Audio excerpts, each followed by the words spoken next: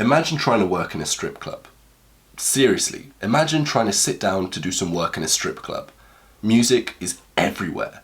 The girls are dancing all around you and the lights are constantly flashing. How much work would you get done?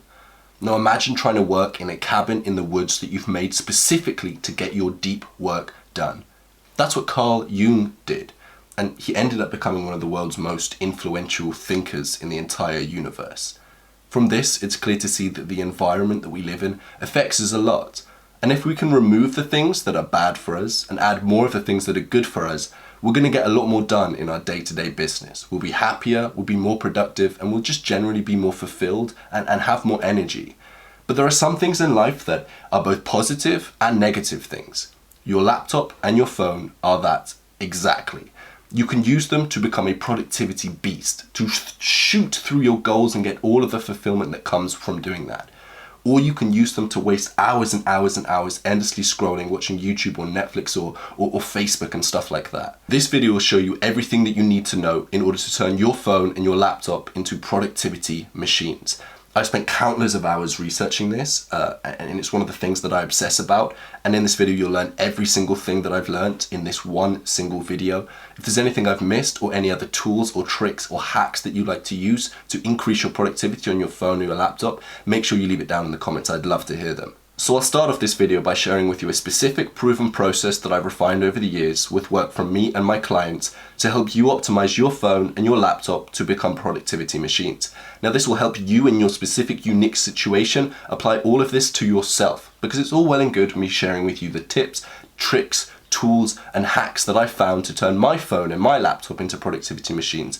But this has got to be specific to you. So we'll show you the step-by-step process to doing that. After we go through that, then I'll be showing you the specific tools, tricks, tools and hacks that I've got on my own laptop, and you'll learn that as well in this video.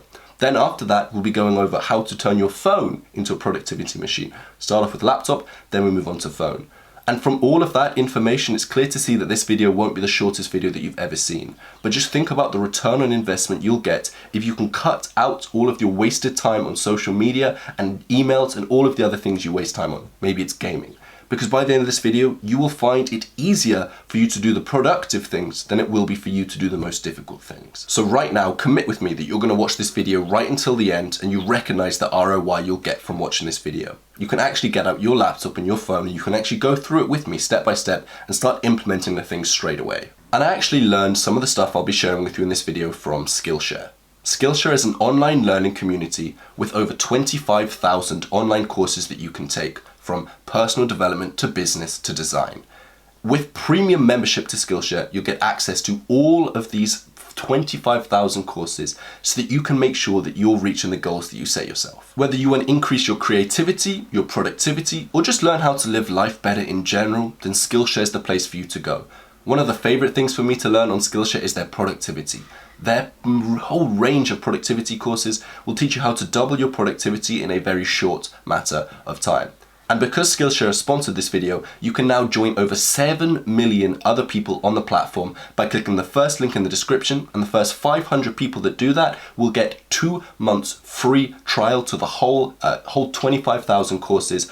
All you've got to do is click the first link in the description, go ahead, sign up for the 2-month trial, then come back and carry on with the video. So let's get on to the specific proven process that you can use now to customize your unique situation to turn your laptop and your phone into a machine that helps you reach your specific goals. The first thing you want to do is you get out a pen or a piece of paper, or just use Evernote or Notion or an application on your laptop, and you want to create an audit of everything that you've got on your laptop.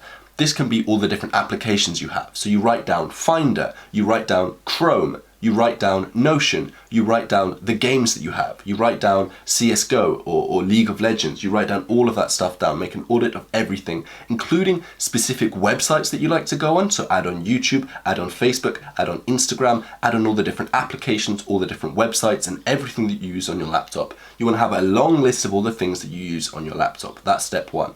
The next step is you go through and you define which ones of these are positive and negative. To do that, you must have a clear goal, and I've got a whole host of other videos on how to set clear goals or a clear vision. And you want to go through and write down whether these different things, these applications or windows or whatever it is, are they getting you closer towards your vision or further away? write a little tick next to the things that are getting you closer towards your vision and a little X about things that are getting you further away from your vision. Now there may be some things that are both a tick and a cross. For example, YouTube. You can use it to learn a whole host of things like this video and where it is actually getting you closer towards your goals. But you can also use it to distract yourself, where you can waste endless time watching Ben Shapiro getting wrecked compilations and stuff like that, where you don't actually learn anything from the whole conversation. Now, very simply, the things with the X, you want to get rid of them. If you've got a gaming computer, get rid of it. If you have games downloaded on your laptop, get rid of them. If you go on Facebook, you want to find a way to get rid of Facebook, and I'll show you exactly how to do that later. But the whole understanding of this whole video is the negative things, you want to get rid of them, and if you can't get rid of them, you want to make them harder to get, further away from you, or take more time to get them. Basically include friction. And for the positive things, you want to make them easier for you to get to, or just reduce friction. That is the whole model of this video. So if there's anything in specific that I don't cover in this video, if it's positive, bring it closer towards you. If it's negative, take it further away from you. And what I mean by that is, if it's negative, make it harder to get to. If it's positive, make it easier to get to. Add visual cues, add sound cues, add reminders on your phone, add it to your homepage, that kind of thing. You want to make it easier to get to if it's a good thing and harder to get to if it's a bad thing. On top of that, you want to add more positive things. Once you've got rid of all of the negative things, think of positive things that you can add in. Once you add them in, test them, see what happens, track the results, and then improve. Constantly add more positive things, but make sure you're testing them to make sure that they are actually positive. Right, welcome to my desktop. As you can see, it's very blank, it's very clear. All the files are put away in a nice folder up in the top right. As you may know, whenever you download something or you take screenshots of something or you just want to save something, the desktop can get quite cluttered quite easily. That's bad. What you want to do is you want to put it in a folder straight away. Now, I used to regularly clear the desktop whenever I saw that there was multiple files on it. I'd go through and I'd clear it up every single day pretty much. Now what I do is I just put it in a folder, then at the end of the week I go through and clear it up all at once. The reason I don't do it every single day is because there's this thing called attention residue, which means when you change your focus from one task to another task, there's a little bit of residue where the task that you're doing second is impaired because your focus or your attention is still on the task that you were doing first, which means that the more often you change tasks, the less focused you are on the task you're doing in the end, which is why you don't want to be changing and doing multiple tasks often. And it's why you don't want to be clearing your desktop very often, because you're going to be having attention residue whilst you do that. Instead, you want to wait until it builds up and then clear it out all at once. You'll actually probably recognize that that will be a benefit for multiple different things in your life. Maybe it's your file structure or whatever it is. Don't clear it all up every single day. Wait until it builds up a little bit, then clear it away. But the first thing I want to show you is hot corners. What it is just a setting in mission control where you come down to system preferences, then mission control, then click on hot corners. When you put your mouse to the bottom left or the bottom right or the top right or the top left side of the desktop, different things will happen. I've got it set up so that the desktop will appear when I go to the bottom left and mission control will appear when I go to the bottom right, which means that when I drag my mouse to the bottom left hand side of the screen, it moves all of the windows away. All I'm left with is my desktop, which means that if you're in Chrome or something like that and you want to upload something, a screenshot you've just taken that's on your desktop, you just go to the bottom right, all the files are cleared and you can interact and you can move the file, then go back and you can put it into that desktop instead of, moving everything out of the way and trying to find the file naturally. The second thing I've got it to do is in the bottom right, mission control opens up, which means when I move the mouse to the bottom right, this little finder comes up. What this does is it shows you all of the applications you have open at a set period of time. So let me show you exactly what that does. Say I've got Spotify open and I've got Chrome open like this. What it does when I go to the bottom right is it shows all of these active windows that are open, which makes it easier to swap between the ones that are open instead of, flicking between them or trying to drag and drop or even pressing Command and Tab, which will which will help you swap applications. By putting it to the bottom right, it gives it all in an apparent view where you can quickly and easily change. The next thing you're going to want to do is make use of these tools up here, which is the different desktops that you have on your computer. Even if you've only got one different screen, you can use this tool. The thing that I like to do most is I put Spotify in one window, full screen, and then I drag it over here, which means that whenever I want to access Spotify, I just flick across and I can access Spotify like that. I can flick back like this so that it's not open and in the way here. The next thing that you should do is make sure your dock is hidden away. As you can see, the dock isn't apparent, but when I scroll down to the bottom, it appears. This just gives you a little bit more screen real estate, and it helps you focus on the thing that you're doing. There's no point having this up all time, wasting space and potentially distracting you. So come over here to dock and then make sure it's minimized by clicking on automatically hide and show dock. You want that to be away. You want the wallpaper to be bright and colourful because science has proven that white makes us more depressed and anxious. So have something colourful, something that reminds you of something, so that when you look at it, your mood is automatically increased. If you're in a good mood, you're going to get better work done. Let's move on to optimizing Chrome. As you can see here, my Chrome doesn't look like most people's. First of all, my bookmarks are neatly organized. There's only 3 different folders. In here I've got all of my Google stuff, in here I've got all of my business links, and in here I've got all of my university work. Then over to extensions. As you can see, I've only got 2 extensions visible. That's because I'm following the same principle. The extensions that I want to have readily available are the extensions that are good for me. And the extensions that I've got hidden away are the ones that I don't need available at all times. So I keep everything minimal and only have 2 available at any time. Now, you may have noticed earlier that I told you to make a list of all of the things that are positive or negative. And some of those things may be both positive and negative. The perfect example of that is YouTube, where there are some features of YouTube that are really positive. You may watch this video, and that's a positive video. You may need to search up a tutorial, and that's something positive. But it's also very easy to get distracted. So what we want to do is we want to, again, make the positive things available, and the difficult things, we want to get rid of them completely. The best way to do that is through the extension that's called DFTube.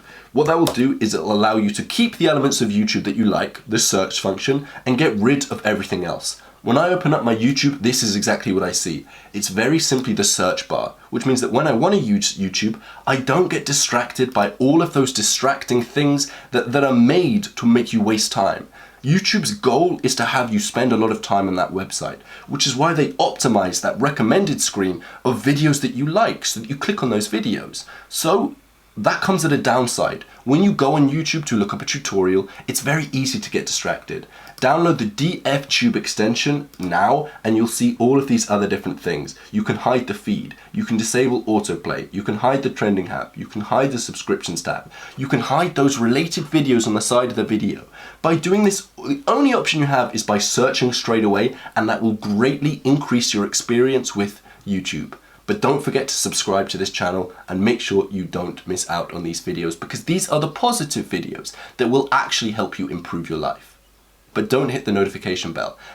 Unlike most YouTubers, I don't want you to hit the notification bell. Remove all notifications, all distractions. They're not worth it. And yes, that is putting my channel at a downside. Hitting the bell is great for channels because as soon as you upload a video, loads of people swarm to that video, and I recognize that, but I still don't want you to hit it. What I'm looking for is for you to get results so that me and you build a relationship long term. That'll be most beneficial for me, and that'll be most beneficial for you. So click the subscribe button, but don't click the notification bell. Next extension is called Block Site. This is another free extension you can download, and what it does is it helps you block websites that are bad, negative, distracting websites. You can very easily block them. To get into the settings, you've got to enter a password that you set, and then you can go ahead and set the websites you want to block. For me, Instagram and Facebook are never productive, so I just want to block them at all times. Very simple to do that. Then once you do, you go to redirect, and you can redirect those websites to a positive website. So for example, I redirect Instagram and Facebook. So when I type in Instagram or Facebook, it redirects me to a Google Docs form, which is a reminder for me to live my best life. It's called my manifesto of life, which I read every single day. And when I go to Instagram or Facebook, it redirects me to that thing, and it is a great tool. The only way you can remove it is by entering a password, which just adds a little bit of friction. So yes, you can disable it whenever you want to, but there's just that little bit of friction that most of the time is enough time for your conscious mind to step in and stop doing things that it shouldn't be doing. Next extension, full page screen capture. What it does is it screenshots the whole page. Oftentimes when you press Command Shift and 4 and you try and get a screenshot, you can't screenshot things that are below the line, below the fold it's called. By using this, what you're able to do is you're able to screenshot the whole page and it produces it in one file. You can download it as a PNG or a PDF. Next extension, save to Notion. I'll show you exactly what Notion is later. It's the Evernote killer, but what this does is it allows you to save different blog posts or YouTube videos into a file that you can access at later times. This is incredibly beneficial because when you come across a YouTube video or a blog post you want to read, but you're meant to be working instead, you can just save it and read it later or watch it later at a more convenient time. Again, this way you're reducing attention residue because you can do all of your watching or all of your reading at a certain period of time instead of scattering it out throughout the day. These next three extensions, Web Time Tracker, Time Byte, and Control Your Time in the Internet, they track what you do on your Google Chrome. Tracking everything is incredible in your life. You know it's beneficial to track your weight when you are trying to lose weight. You know it's beneficial to track the amount of money you have in your bank account. But most of us, we don't track our time. Later on in this video, I'll show you an incredible application that will help you track your time that incredibly well and using applications offside of Chrome. But what this will do is it tracks all of the websites you go on so you can analyze and see if you're happy with the websites you go on. If you're not, then all you've got to do is make those websites more difficult to get to by adding them into the extension I showed you earlier, a block site extension. If they're good, then you should make them more accessible by adding them onto your toolbars just here. Next extension is the empty new tab page. Normally when you open up Chrome, you see all of these most viewed websites. Sometimes these can be detrimental. So we just want to remove them all completely so that you're not able to quickly click on those things.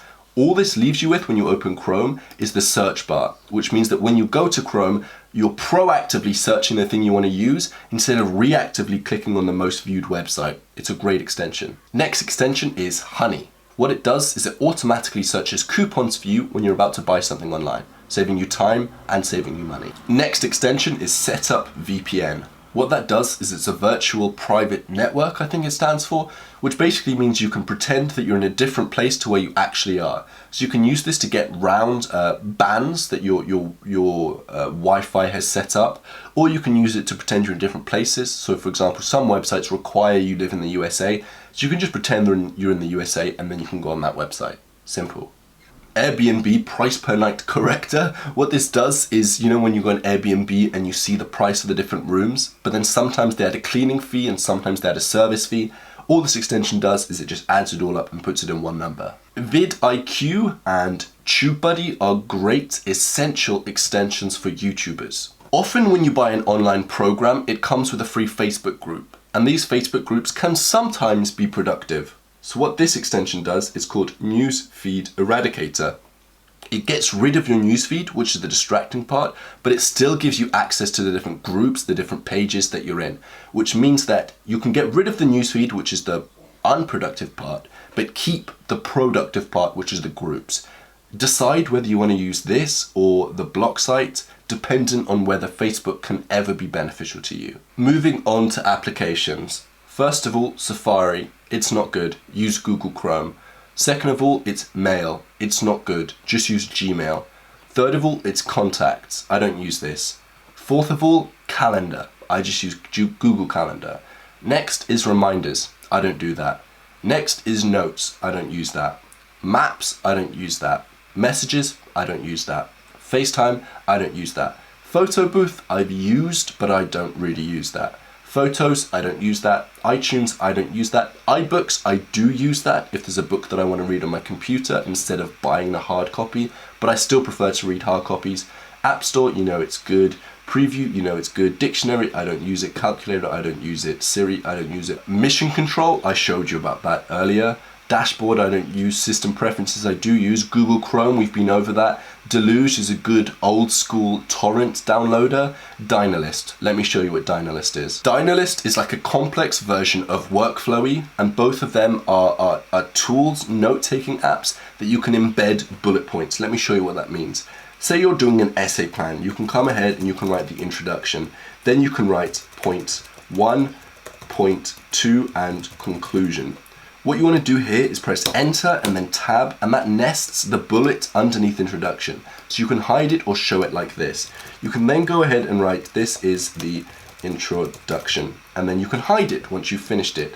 When you come to point 1, you can write main point, sub point, and then critical thinking, and you can map it out like that. Then when you get to the main point, you can come press tab or enter, then tab, and you can write the main point here, then the sub point here, or the sub point here. The reason this is so valuable, at any point in time you can hide or show the right amount of information possible, and even when you're writing point 1, you can click this little button, you zoom in so you see it says lesson plan, then point 1, you can come in and just focus on this. Basically you're only focusing on the things that you're working on there, everything else is out of the way. Unlike Google Docs or something like that, where you can't, minimize sections. Next application, Final Cut Pro, what I use to edit this video. Moving forwards, any interesting one, Popcorn Time lets you watch movies. Again, if you're someone who struggles and you find yourself procrastinating by watching too many movies, don't get this app. It's only there if you're confident you can use it when it's okay to use it. The only time I ever use this is between 9 at night and 10 at night, where I'm relaxing at the end of the day. I go to bed at 10 every single night and I work up until 9 every single night. So 9 to 10 is the only time that I ever use this application. Skype I use to talk with my clients, and that's that. Moving forwards, App Cleaner allowed you to uninstall apps, and it removes all of those hidden files that sometimes gets left on your computer when you uninstall something. Spotify is good to listen to music. I listen to binaural beats when I work, and it helps me to focus. Spectacle, this is a cool one. Let me show you what it does. When you open up Chrome and sometimes you want to do something else at the same time, you've got to drag it over here, and then say we're talking about Finder, and you've got to drag it over here so that it matches up and it's not perfectly in the middle and all that kind of stuff. What this allows you to do is by pressing Alt, Command, and then the right or the left button on the keyboard, you can snap it right into the middle to the right side and then to the left side. So you have perfectly even things so that you can work side by side simultaneously. It's actually up here, and I'll show you what this is in a second, but you can see it there, or where is it? There, and these are all the different shortcuts you can use. To be honest, I only use the left and the right one, but it's still there and it's still good. Let me just hide that again. Next is Evernote. This is probably the most popular note-taking app, but I actually use Notion, which is down here, but again, I'll show you that in a second. Moving forwards, I've got Steam and I've got Minecraft. Minecraft is a great game. I used to play it and I re-downloaded it a month ago. I had to buy it again. It was well worth it. I don't care if it's nerdy. That game will always have a piece in my heart. And it's great for relaxing. Again, when I'm not with my girlfriend between 9 to 10, I'll play something like Minecraft, or I'll visit a friend, or I'll just read a book, or I'll just relax. But Minecraft is a great addition for relaxation. Again, if you struggle with gaming, then don't do this. Get rid of your gaming computer. If you've got one, why? It is not productive. You don't need 4 to 5 hours to relax, which is what most people spend when they go on their gaming computer. It's useless. Just get rid of it. When I got rid of mine, gaming became impossible and that addiction was completely removed. Get rid of your gaming computer and don't install these games if you have a problem with gaming. The only reason I've done it is because I know that I can control myself, and I've proven that day in and day out through time. The next one is VLC, which is great for running video if QuickTime Player can't do it. There are some formats that QuickTime Player can't run. VLC will pretty much run all of them. Next interesting one is Flux, which again is somewhere up here, and I've hidden that and I'll show you what that is in a second, but it dims the screen so that at night time the screen gets tinted orange so that less blue light comes out, because blue light is the thing that stops you from sleeping. So it kind of goes down with the sunset and tricks your brain into thinking that it's dark outside, which is going to help you sleep later on. Moving forwards, we've got Copy Clip, which is good for copy and pasting. It keeps a log of all of the things you've copy and pasted so that you can copy and paste multiple things at once. And then finally, Notion. Notion's pretty cool, and it's the only application that's ever taken me away from Evernote. This is the user interface. This is my homepage.